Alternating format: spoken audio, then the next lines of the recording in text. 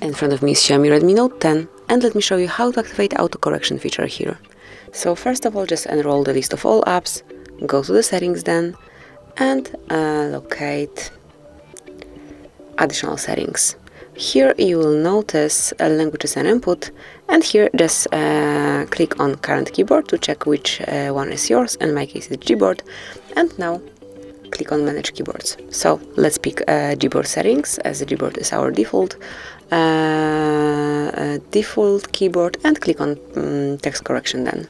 And here you will notice auto correction, so unless it is active, just mark the switcher. Once it is active, your words will be corrected while typing. And this is it, that will be all. Thank you for watching. Please subscribe our channel and leave the thumbs up.